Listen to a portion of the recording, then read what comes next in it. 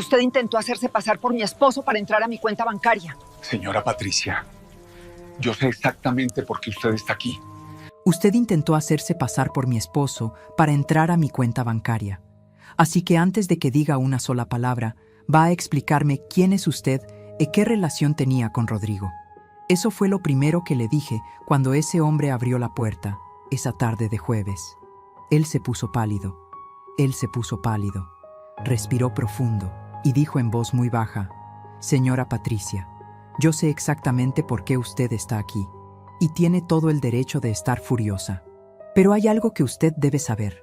Rodrigo nunca le habló de mí porque yo le pedí que no lo hiciera. Soy su hermano. Mi rostro no se quebró. Mi voz no se alzó. 30 años como directora de escuela te enseñan que la calma bien usada corta más que cualquier grito. Y me quedé mirándolo con exactamente la misma expresión que ponía cuando un alumno me mentía en la cara. Esa expresión que dice: sigo escuchando, pero ya sé que algo no cuadra. Entré a esa casa, y lo que encontré ahí adentro, esa tarde de lluvia fina y cielo cerrado, cambió cada recuerdo, cada foto, cada conversación de 34 años de matrimonio. En 23 días, lo que descubrí en esas paredes haría que una persona muy específica, que se creía completamente intocable, se sentara frente a un fiscal con las manos temblando. Pero antes de contarles cómo llegué hasta esa puerta, necesito pedirles algo. Si todavía no están suscritos al canal, este es el momento. Y dejen su me gusta, porque esta historia me costó meses de valor para poder contarla. Digan en los comentarios, ¿desde qué ciudad o país me están escuchando hoy? De verdad quiero saber hasta dónde están llegando estas palabras. Me llamo Patricia Morales. Tengo 61 años. Por 30 años fui directora de la escuela primaria Benito Juárez, en el mismo barrio donde nací. No es un trabajo glamoroso, pero aprendí algo que ningún título puede enseñarte. Aprendí a detectar cuando algo en una historia no encaja. Cuando los detalles son demasiado perfectos. Cuando alguien te mira a los ojos y te dice exactamente lo que quieres escuchar. Eso me tomó 3 décadas aprenderlo. Y aún así, no fue suficiente. Conocí a Rodrigo Cienfuegos un viernes de marzo, en la boda de mi prima Esperanza. Llegó tarde, con la corbata torcida, pidiendo disculpas a media sala. Tenía 28 años. Era contador. Serio, tranquilo. El tipo de hombre que no necesita hablar mucho para que uno sienta que puede confiar en él. Olía a jabón sencillo y a café negro, sin pretensiones. Me enamoré de eso, de su silencio, de la manera en que escuchaba sin interrumpir, de cómo te hacía sentir que eras la única persona en el cuarto. Nos casamos 3 años después, un sábado lluvioso de abril. Mi suegra dijo que la lluvia era señal de buena suerte. Tuvimos 2 hijos, Valeria, que hoy tiene 32 años, y Carlos, con 29. Una familia construida ladrillo por ladrillo. Discusión por discusión, cumpleaños por cumpleaños, Navidad por Navidad, verano por verano. Durante 34 años, Rodrigo fue un hombre predecible, y yo lo amé por eso. Pero hay algo que nadie te dice cuando pierdes a alguien, que el duelo no es solo el dolor de que ya no está. Es el peso de todo lo que no se dijo.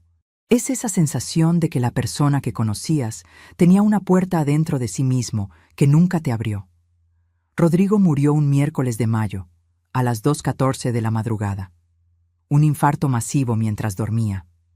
El médico dijo que no sufrió, que fue rápido, que estas cosas pasan sin aviso y sin permiso. Firmé los papeles con la mano que me temblaba. Organicé el funeral.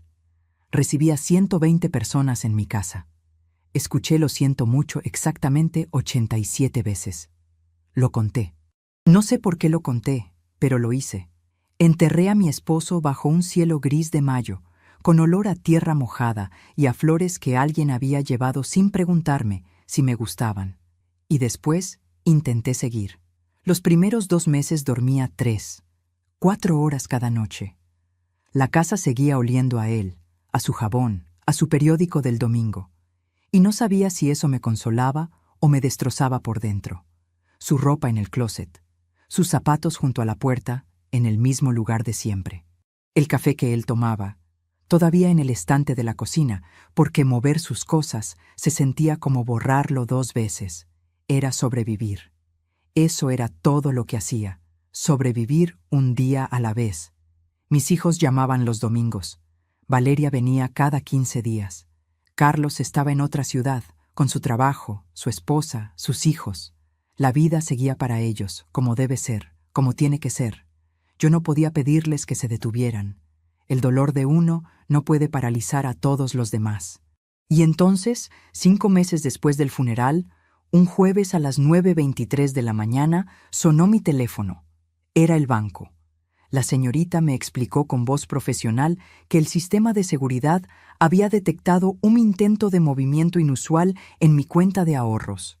Alguien se había presentado en la sucursal de la Avenida Central intentando operar en mi nombre, pero el sistema bloqueó la acción por inconsistencia de datos. Querían que fuera a identificar a la persona en las imágenes de seguridad. Llegué a las 11:45. Me senté frente a una pantalla pequeña, bajo una luz fría de fluorescente que zumbaba levemente. La empleada presionó un botón. La imagen apareció. El café de esa mañana se me subió a la garganta. El corazón se me detuvo durante 3 segundos. Mis manos, que estaban sobre la mesa, se cerraron solas en un puño que no controlé. En esa pantalla, con fecha de esa misma mañana, estaba Rodrigo. Su misma cara, su misma postura. La manera en que inclinaba levemente la cabeza hacia la izquierda cuando leía algo. Era él. O alguien que se veía exactamente como el hombre al que yo había enterrado 5 meses antes. Su misma cara, su misma postura, la manera en que inclinaba levemente la cabeza hacia la izquierda cuando leía algo. Era él. O alguien que se veía exactamente como el hombre al que yo había enterrado 5 meses antes. La empleada me preguntó en voz baja, ¿lo reconoce, señora? No respondí de inmediato, porque en ese instante, sentada en esa silla de banco, con olor a papel viejo y desinfectante, con el sonido lejano de un teclado al fondo, entendí que algo en la historia de mi vida estaba completamente equivocado. Lo que todavía no sabía era que Rodrigo había cargado un secreto durante toda nuestra vida juntos. Un secreto que no era una traición. Era algo mucho más complicado y más profundo que eso. Y que había una persona en esta historia que no era él ni era yo, que había estado haciendo algo imperdonable desde mucho antes de que Rodrigo muriera. Ya llegaré a ese nombre. Pero primero, déjenme contarles exactamente qué pasó cuando llegué a esa dirección. La casa de Eduardo Cienfuegos olía a madera vieja y a tabaco frío, como si el tiempo hubiera decidido quedarse ahí adentro sin pedir permiso. No era un olor desagradable. Era el tipo de olor que tiene un lugar cuando nadie se preocupa demasiado por disimular lo que es. Las paredes eran de un beige desgastado, con marcos de fotos colgados en lugares que parecían escogidos sin mucho plan. Había libros apilados en el suelo, junto a una silla de lectura, con el cojín hundido en el centro, del tipo que se hunde así solo después de años de uso. Un ventilador de techo giraba despacio en el silencio, como si tampoco tuviera prisa. Él me invitó a sentarme en la sala. Me ofreció café. Acepté, no porque quisiera tomarlo, sino porque necesitaba unos segundos para ordenar lo que sentía en el pecho, que era algo parecido al vértigo. El tipo de vértigo que no viene de la altura, sino de darse cuenta de que el suelo en el que creías estar parado siempre tuvo una grieta. Mientras él estaba en la cocina, yo miré alrededor. Escuché el ruido de la alacena abriéndose, el sonido del agua corriendo, pasos lentos pero seguros sobre el piso de madera. El tipo de pasos de alguien que conoce cada centímetro de ese espacio. Y fue en ese momento cuando los vi. En la repisa de la ventana, entre una planta con las hojas ligeramente amarillas y un reloj que ya no marcaba la hora correcta, había 3 fotografías. En la primera, 2 niños de no más de 8 años, uno al lado del otro, con uniformes de escuela y sonrisas que no sabían todavía lo que la vida les tenía preparado. En la segunda, los mismos 2 hombres, ya adultos, en lo que parecía una celebración familiar, con vasos levantados y el fondo desenfocado de una casa llena de gente. En la tercera, Una foto reciente. Rodrigo, mi Rodrigo, sentado en esa misma sala, con una taza en la mano, mirando a la cámara con una expresión que yo nunca le había visto. Una expresión que no sabría describir del todo, pero que se parecía mucho a la paz. Una paz sin adornos, sin esfuerzo. La clase de paz que no se finge. El café se me congeló en la garganta antes de que lo probara. Eduardo volvió con 2 tazas, se sentó frente a mí y empezó a hablar. No se acomodó, no miró hacia otro lado. Me miró directo, con la serenidad de alguien que ya ensayó ese momento en su cabeza muchas veces, y decidió que lo haría sin rodeos. Mi nombre es Eduardo Cienfuegos. Tengo 64 años. Rodrigo y yo somos hijos del mismo padre y la misma madre. Él era 3 años menor que yo. Y no nos hablamos durante 28 años. Me explicó que sus padres murieron con diferencia de 2 años cuando Eduardo y Rodrigo eran adultos jóvenes. La madre primero, el padre después. Y como pasa en tantas familias cuando llega el momento de repartir lo poco o lo mucho que queda, las cosas se complicaron. Eduardo cometió un error grave. Confió en un intermediario que le aseguró que podía gestionar la herencia familiar de una forma más conveniente para ambos hermanos. El intermediario desapareció con los documentos y con el dinero que debía depositarse para cubrir los costos de la propiedad familiar. No hubo manera de rastrearlo. No hubo nada que hacer. Rodrigo perdió su parte y culpó a Eduardo. No me habló más, dijo Eduardo, con la voz plana de alguien que ya procesó ese dolor hace mucho tiempo y lo guardó en algún cajón interior que ya no duele al abrirlo, pero que tampoco se olvida. Y yo no intenté buscarlo porque tenía razón en estar furioso. Fue mi culpa, así que lo dejé ir. 28 años. Casi 3 décadas en que Rodrigo tuvo un hermano y yo nunca lo supe. 3 décadas en las que compartí su cama, su silencio, su manera de tomar el café sin azúcar, sus tardes de domingo leyendo en silencio. 3 décadas pensando que lo conocía entero. Necesito que entiendan algo. Rodrigo no era una persona expresiva. Nunca lo fue. Había cosas de su pasado que él guardaba con llave, y yo aprendí a no presionar esas puertas porque pensé que era lo correcto, que cada uno tiene derecho a sus silencios. Eso que llaman respetar el espacio del otro. Lo convertí en principio, en una forma de amar lo que, ahora me doy cuenta, también fue una forma de no conocerlo del todo. Ahora me pregunto si no fue simplemente miedo disfrazado de respeto. Miedo a lo que podría encontrar si empujaba demasiado. ¿Saben qué es lo que más me golpeó de lo que Eduardo me contó? No fue saber que existía. Fue saber cuándo Rodrigo decidió buscarlo. Hace 14 meses. Rodrigo apareció en esta casa hace exactamente 14 meses, un lunes en la tarde, sin llamar antes, con una bolsa de papel en la mano y una expresión que Eduardo describió así, como el de un hombre que finalmente decide hacer algo que debió haber hecho mucho antes. Eduardo dijo que lo reconoció de inmediato, que aunque habían pasado casi 3 décadas, la forma de pararse en el umbral de una puerta es algo que no cambia. 14 meses antes de que Rodrigo muriera. Eso significa que en el último año de su vida, Rodrigo eligió reconciliarse con su hermano. Eligió reconstruir algo que había permanecido roto durante 28 años. Y eligió no decirme nada. No una palabra. No una insinuación. Nada. En ese momento, sentada en esa sala de paredes desgastadas, con olor a tabaco y café, sentí algo que no sé si llamar traición o tristeza. Tal vez eran las 2 cosas al mismo tiempo, mezcladas de una manera que no tienen nombre todavía en ningún idioma. Pero Eduardo no había terminado de hablar. Rodrigo no vino solo a pedirme perdón, dijo, y bajó la mirada hacia sus manos. Manos grandes, con las venas marcadas, con el tipo de callosidades que vienen de trabajar con herramientas durante años. Las miró como si buscara en ellas las palabras correctas.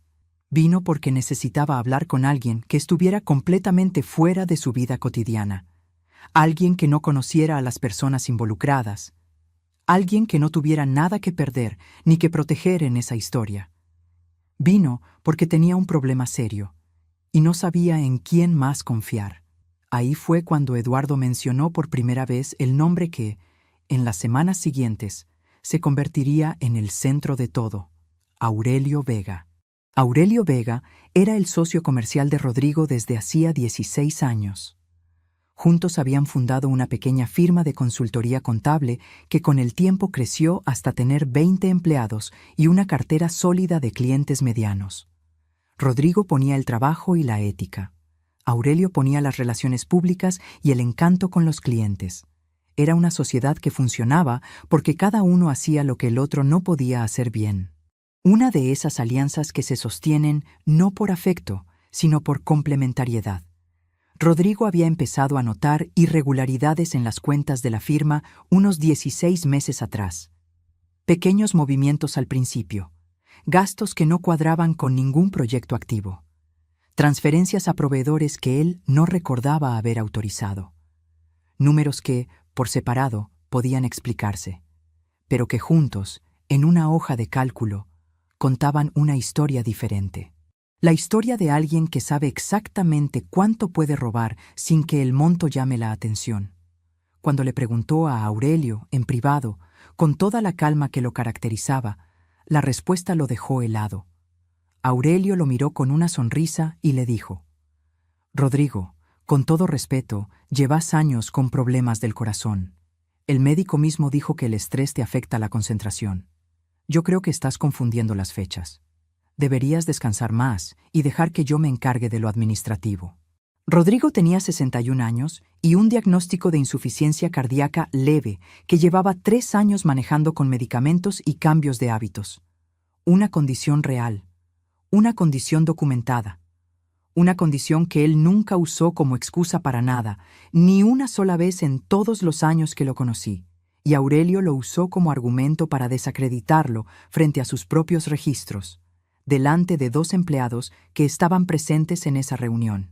2 empleados que escucharon como Aurelio Vega le decía a su socio, el hombre que había construido esa empresa con él desde cero, que ya no estaba en condiciones de entender sus propias finanzas. Que lo miraron sin decir nada, que eligieron, en ese silencio, de qué lado estaban. Rodrigo no respondió nada en ese momento. Eduardo me contó que esa noche lo llamó y que su voz sonaba distinta. «Como apagada», dijo Eduardo. «Como una voz que todavía habla, pero que ya no cree en lo que dice». Dijo que fue la primera vez en su vida, desde que eran chicos, que Rodrigo le preguntó a alguien qué debería hacer. Le di un sorbo al café. Estaba amargo, frío ya. Tenía sabor a algo que no quiero volver a sentir en la boca, pero que sé que voy a sentir muchas veces más antes de que todo esto termine. Le di a Rodrigo el espacio que siempre pedía. Le di las mañanas sin preguntas. Le di las noches en silencio. Le di 34 años de paciencia. Le di todo. Le di cada vez que decidí no presionar cuando algo en su expresión me decía que algo estaba mal. Le di cada vez que preferí creer que era el cansancio y no una puerta cerrada con llave. Le di cada conversación a medias que yo completaba con mi propia imaginación, construyendo una versión de él que tal vez nunca existió exactamente así. Le di el beneficio de la duda cuando sus ausencias eran demasiado largas. Le di el silencio como forma de amor, sin entender que el silencio también puede ser la forma en que alguien carga solo con algo que no debería cargar solo. Le di todo. Y sin querer, también le di el silencio que alguien más supo aprovechar. Fue Eduardo quien me preguntó, con mucho cuidado, midiendo cada palabra como quien camina sobre un suelo que no sabe si aguanta el peso, si yo sabía de la existencia de una caja. ¿Una caja?, repetí. Rodrigo la trajo aquí hace 7 meses, antes de morir. Me pidió que la guardara, que si algo le pasaba, se la diera a usted. Se levantó. Fue al cuarto del fondo. Escuché sus pasos sobre el piso de madera, cada uno más claro en el silencio de esa tarde. Pasos lentos, sin apuro, con el peso de alguien que sabe lo que va a buscar y lo que eso significa. Volvió con una caja de cartón mediana, cerrada con cinta adhesiva café, con mi nombre escrito a mano en la tapa, con la letra de Rodrigo. Esa letra inclinada hacia la derecha que reconocería en cualquier parte, esa letra que había leído en notas pegadas en la heladera, en tarjetas de cumpleaños, en el margen de libros que me prestaba con una oración subrayada que él quería que yo viera. Lo que había adentro de esa caja me hizo entender que Rodrigo, en el último año de su vida, no estaba simplemente reconciliándose con su hermano. Estaba preparando algo. Algo muy concreto, muy metódico, con la precisión silenciosa que lo definía en todo lo que hacía. Y había tenido el cuidado de dejarlo fuera del alcance de una persona muy específica. Pero antes de abrirla, Eduardo me dijo algo más. Algo sobre lo que Aurelio había hecho en los 3 meses posteriores a la muerte de Rodrigo. Algo que me hizo sentir un frío que no tenía nada que ver con la temperatura de esa sala, ni con el café, ni con la tarde que empezaba a oscurecer del otro lado de la ventana. Ya les voy a contar qué decía esa caja. Pero primero necesitan saber qué hizo Aurelio Vega cuando ya no había nadie que lo vigilara. La caja pesaba menos de lo que esperaba. Eso me sorprendió. Como si los secretos de 34 años debieran tener un peso físico proporcional a todo lo que cargaban. Como si tantas cosas guardadas en silencio debieran dejar alguna huella material. No la dejaban. La abrí despacio, con Eduardo sentado frente a mí en silencio, con las manos entrelazadas sobre las rodillas y la mirada en el suelo, dándome el espacio que yo no le había pedido, pero que él supo que necesitaba. No dijo nada, no se movió. Simplemente estuvo ahí, que a veces es lo único que alguien puede ofrecer y también lo más valioso. Adentro había 3 cosas. Una carpeta de cartulina azul, llena de hojas impresas con tablas, fechas y cifras subrayadas en rojo. Un sobre pequeño, beige, cerrado, con mi nombre escrito a mano. Y una memoria USB envuelta en papel de cuaderno, con una sola palabra escrita en el papel. Patricia, cuando estés lista. Me quedé mirando esa frase un momento más de lo necesario. Cuando estés lista. Rodrigo siempre supo que yo necesitaba tiempo para las cosas importantes. Incluso en ausencia, me conocía. No abrí el sobre ese día. No sé por qué. Algo en mí no estaba lista para escuchar la voz de Rodrigo en papel. Guardé las 3 cosas en mi bolso. Me despedí de Eduardo con una promesa de volver al día siguiente, y manejé de regreso a casa con las manos firmes en el volante y los ojos secos. No lloré en el camino. Ya no me quedaban lágrimas para ese tramo del viaje. Las había gastado en otro lugar. Pero ya llegaré a lo que decía ese sobre. Antes necesitan entender lo que Eduardo me contó sobre los 3 meses que siguieron a la muerte de Rodrigo. Porque lo que Aurelio Vega hizo en ese tiempo no fue un error ni una ambición descontrolada. Fue un plan. A las 2 semanas exactas del funeral, Aurelio llamó a mi puerta. Era un martes a las 6:48 de la tarde, todavía de día, con una bolsa de pan dulce en la mano y una expresión de condolencia perfectamente calibrada. Se sentó en la misma sala donde yo había recibido 120 personas el día del velorio. Tomó el café que yo le ofrecí por costumbre, porque una aprende a ofrecer café aunque no quiera hacerlo, aunque el cuerpo esté en piloto automático. Y me habló con toda la suavidad del mundo. Patricia, sé que este no es el momento, pero como socio de Rodrigo y como alguien que lo quiso como a un hermano, siento la responsabilidad de protegerte. La firma tiene algunas deudas operativas que Rodrigo conocía.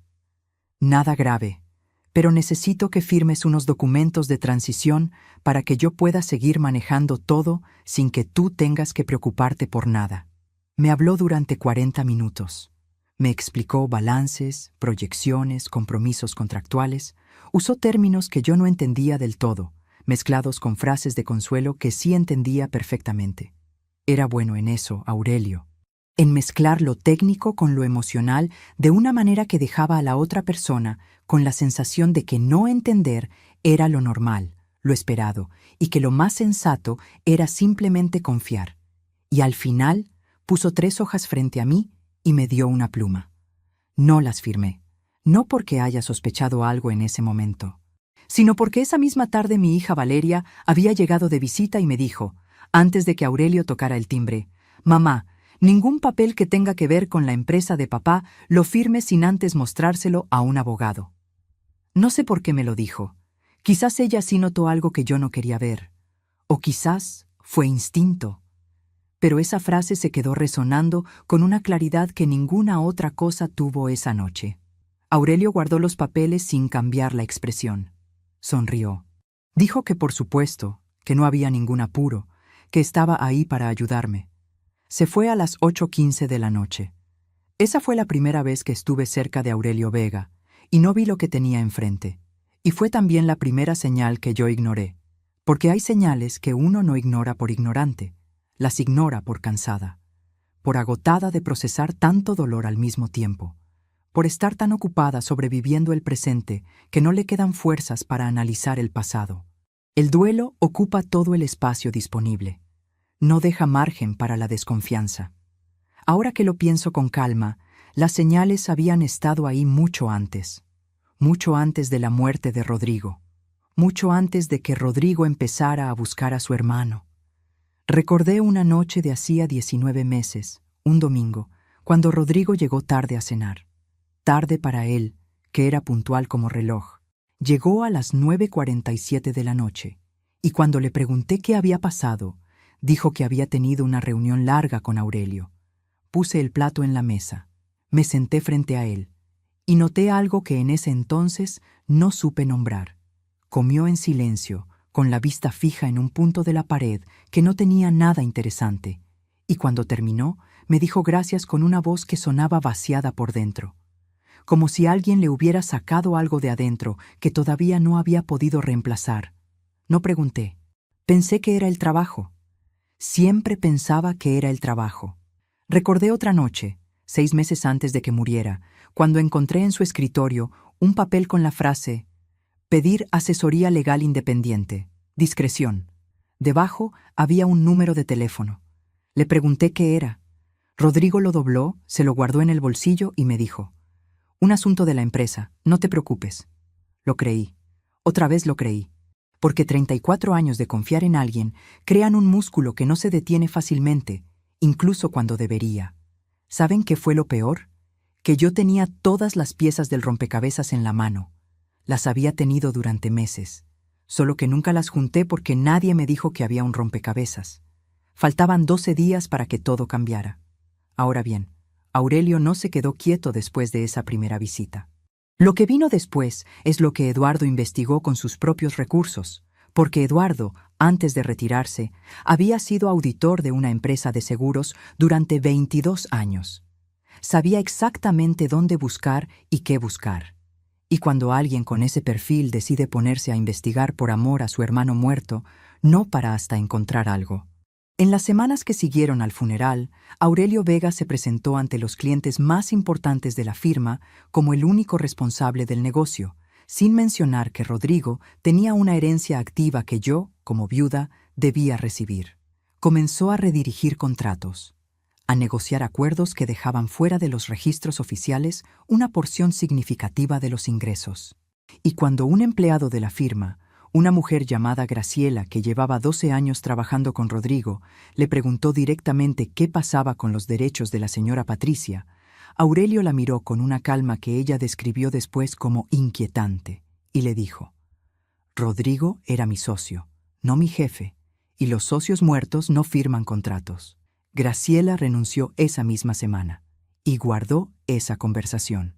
Yo no sabía nada de esto todavía cuando Aurelio me llamó por segunda vez, 3 semanas después de su primera visita.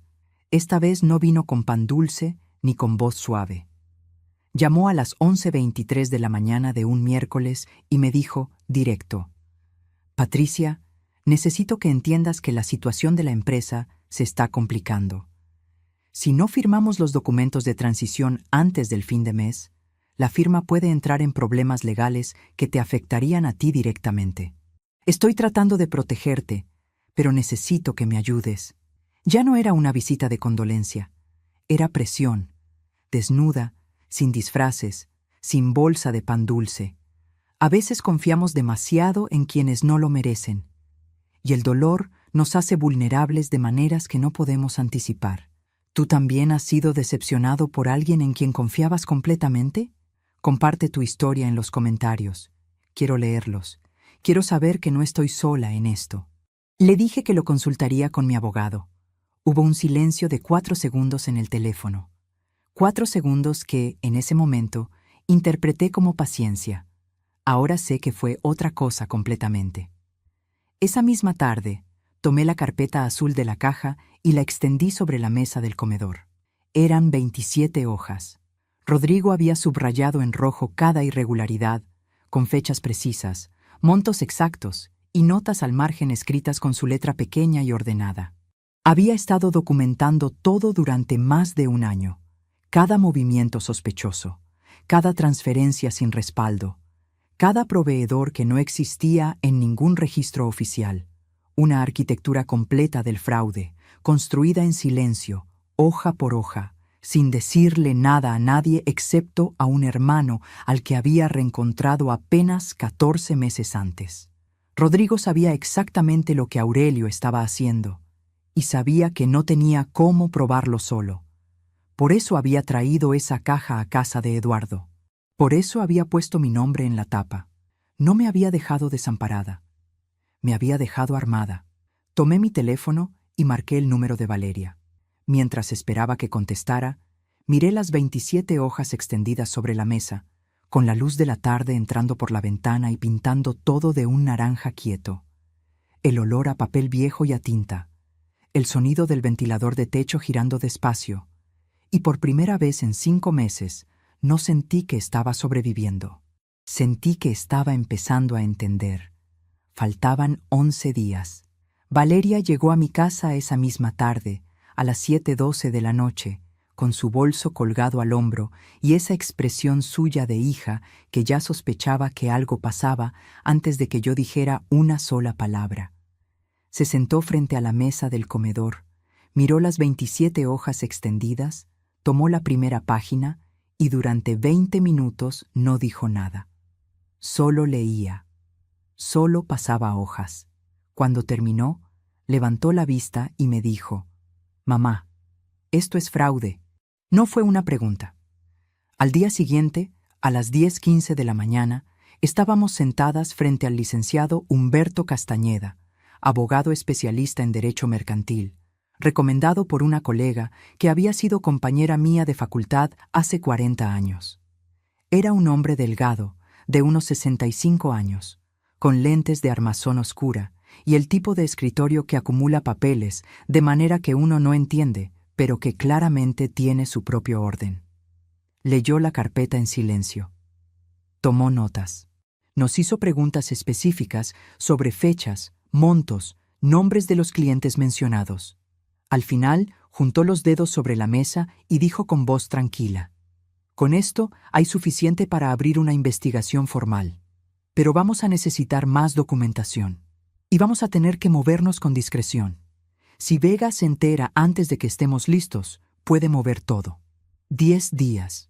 Esa noche, revisé la memoria USB de la caja de Rodrigo. Contenía respaldos digitales de todo lo que estaba en la carpeta azul, más una carpeta de audio. 17 grabaciones de conversaciones entre Rodrigo y Aurelio, hechas en reuniones de los últimos 14 meses. La voz de Rodrigo, clara y firme. La voz de Aurelio, siempre suave, siempre razonable, siempre con una explicación lista.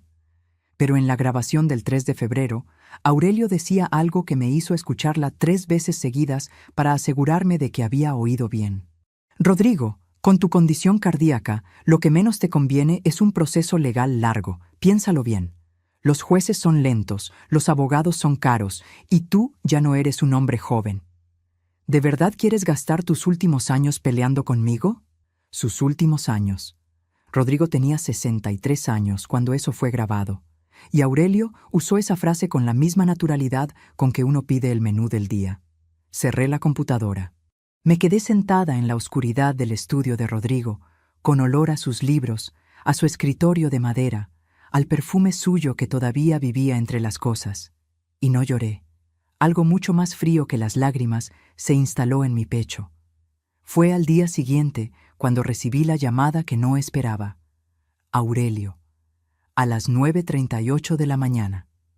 «Patricia, quiero pedirte disculpas por la presión de las semanas anteriores. No fue el momento ni la forma correcta. He estado pensando mucho y creo que lo más justo es que te haga una propuesta formal. Te ofrezco el 40% de las utilidades del último año de la firma, en un solo pago, y cerramos todo de manera amistosa, sin abogados, sin procesos, sin desgaste para ninguno de los dos. Respiré. Conté hasta 3 en silencio. 40% de las utilidades declaradas, no de las reales, de las que él mismo había manipulado durante más de un año. Le dije que lo pensaría. Le dije que me daba hasta el viernes para responderle. Y él, con esa voz siempre suave, siempre calibrada, me dijo que por supuesto, que no había prisa, que estaba de mi lado. Colgué. Y por un momento, solo por un momento, sentí alivio. Pensé, quizás ya entendió. Quizás esto puede resolverse sin más daño. Pero ya sé que ustedes sienten lo mismo que yo sentí entonces. Esa pequeña voz que dice, espera, esto no puede ser tan fácil. Y tenían razón. 2 días después del viernes en que yo no le respondí, Aurelio convocó una reunión con los 5 clientes más importantes de la firma. Una reunión a la que yo no fui invitada. Una reunión en la que, según me contó después Graciela, la empleada que había renunciado y que ya estaba hablando conmigo, Aurelio presentó un informe completo sobre el estado delicado de la empresa y lo explicó con estas palabras exactas. Lamentablemente, la señora Patricia es una mujer mayor que está pasando por un duelo muy difícil. No tiene formación en finanzas ni en administración. Es maestra. Me preocupa que personas cercanas a ella, con malas intenciones, puedan convencerla de tomar decisiones que dañen lo que Rodrigo construyó. Yo llevo 16 años protegiendo esta empresa. Y voy a seguir haciéndolo. Una mujer mayor, sin formación, que necesita protección de sí misma. 30 años dirigiendo una institución. 120 empleados bajo mi responsabilidad a lo largo de mi carrera. Presupuestos anuales que yo gestionaba hasta el último peso. Auditorías que yo revisaba línea por línea. Procesos administrativos que aprendí porque nadie más iba a aprenderlos por mí. Y Aurelio Vega le decía a un salón lleno de gente que yo era una maestra mayor que no entendía nada. Cuando Graciela me llamó para contarme lo que había pasado, eran las 6:54 de la tarde. Yo estaba en la cocina. Olía a caldo de verduras que había puesto a hervir sin hambre, solo por hacer algo con las manos. La luz de la tarde ya se había ido, y el cuarto estaba iluminado solo por el foco de la estufa. Escuché todo lo que Graciela me dijo sin interrumpirla. Y cuando colgué, me quedé de pie frente a la estufa durante 1 minuto entero. No dije nada. No tiré nada. No levanté la voz en ese cuarto vacío. Solo pensé, con una claridad que me sorprendió a mí misma. Bien. Que crea que soy exactamente lo que dijo. Eso era precisamente lo que necesitaba. Lo vi por primera vez 4 días después, en la calle, por casualidad. Aurelio salía de un restaurante en la zona financiera. Traía un traje azul marino que no era barato, del tipo que tiene la tela correcta para que no se arrugue aunque te lo pongas todo el día. Un reloj en la muñeca que yo no supiera cuánto costaba, pero que brillaba de una forma que no tiene nada que ver con la discreción. Lo acompañaban 2 hombres más jóvenes, todos riendo, con la energía de hombres que acaban de cerrar algo que les conviene. Yo llevaba la misma blusa de lino azul que mi madre me había regalado en mi último cumpleaños antes de morir. Sencilla, lavada muchas veces, con un pequeño botón del cuello que se había vuelto a coser 2 veces. Me vio. Dudó un segundo. Luego caminó hacia mí con la mano extendida y la misma sonrisa de siempre. Patricia, qué gusto verte. ¿Cómo estás? Lo miré. Le estreché la mano y sonreí con toda la calma de la que soy capaz. Muy bien, Aurelio. Ocupada, ya sabes cómo es esto. Nos hablamos pronto. Y seguí caminando. No se me aceleró el pulso. No se me quebró la voz. No di ninguna señal de nada. Esperé a llegar al auto, cerré la puerta, y ahí, sola, con las manos todavía sobre el volante, permití que todo lo que había contenido durante semanas me cayera encima